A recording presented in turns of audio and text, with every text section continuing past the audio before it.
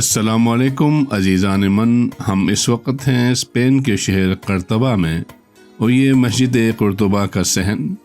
جہاں سینکڑوں کینو کے درخت لگے ہوئے ہیں۔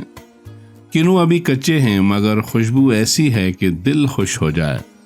انہیں دیکھ کر بچپن میں پہلی جماعت کی کتاب کا مضمون دارا کا گاؤں یاد آیا۔ آم پک گئے ہیں، امرود ابھی کچے ہیں، کینو بھی ابھی پکے نہیں ہیں، لیکن میں ایک سوغات کے طور پر اپنے ساتھ لے کے جانا چاہتا ہوں۔ مجھے سفر، خاص طور پر اسلامی تاریخی مقامات دیکھنے کا بہت شوق ہے،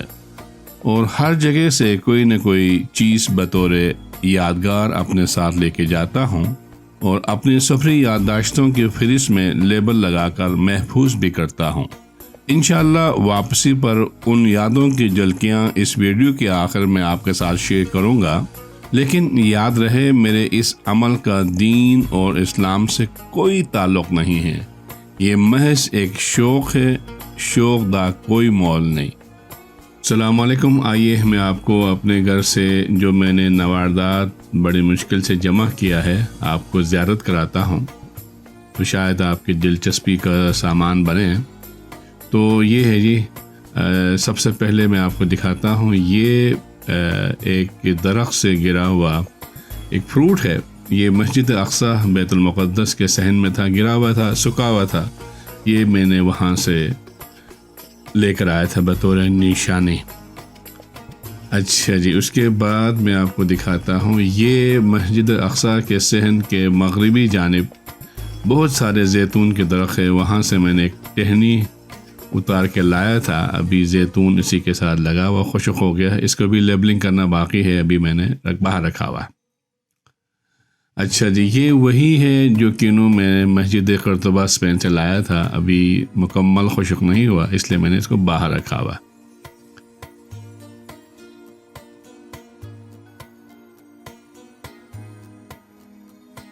اچھا، یہ بھی ایک طرح کا فروٹ ہے، یہ میں کاشغر گیا تھا، کاشغر میں ایک مسجد ہے،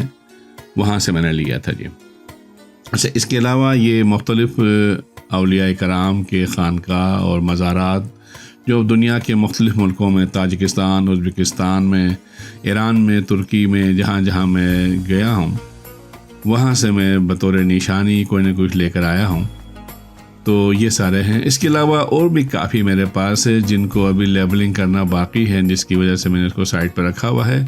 اور چونکہ اب میرے لیے یہ جگہ چھوٹا پڑ رہا ہے،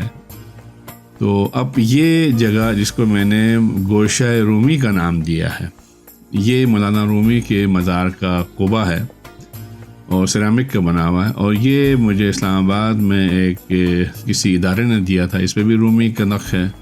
اور یہ گھڑی بھی میں نے مولانا رومی کے مزار کے باہر سے لیا تھا گفٹ شاپ سے، اور یہ بھی یہ مولانا رومی کے مزار کا قبہ ہے۔ اچھا، یہ بھی مولانا رومی کا وہ بنا ہوا ہے، میں نے کونیا سے لیا تھا، اور یہ عطر بھی میں نے کونیا سے لیا ہے مولانا رومی کے مزار کے باہر سے، اور یہ عطر بھی میں نے وہیں سے لیا ہے۔ اچھا، یہ اصلی یاقوت ہے، یہ بھی حضرت مولانا رومی کے مزار کے باہر گفٹ سینٹر سے میں نے لیا تھا، گفٹ شاپ سے، اور یہ فیروزہ ہے، اصلی ہے، اور اسے بھی میں نے کونیا مولانا رومی کے مزار کے باہر سے لیا تھا۔ اس کے علاوہ یہ بھی کونیا ترکی سے مولانا رومی کے باہر سے، اور یہ بھی وہی ہے، اور اس کے علاوہ یہ میں نے فلسطین سے لیا تھا۔ اچھا، اس کے بعد یہ بھی جو ہے بیت المقدس مسجد الاقصی کے باہر سے لیا ہے، اور یہ مجھے اب یاد نہیں میں کہاں سے ہے، میں دیکھنا پڑے گا، یہ بھی اسپیشل ہی ہے، تو یہ بھی میں نے کہیں سے لیا تھا۔ اور یہ مولانا رومی کے مزار پر جو ہے ایک بانسری کی دھن میں میوزک بجتے رہتے ہیں،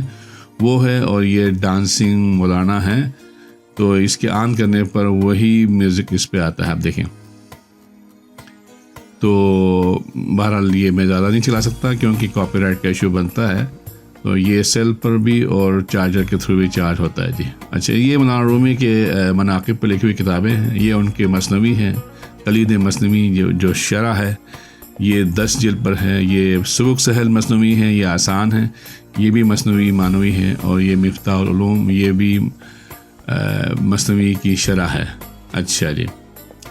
اس کے بعد آپ کو دکھاتا ہوں، اس کے بعد یہ مجھے اسلام آباد میں ایک صوفی نے دیا تھا، ایک ٹوپی ہے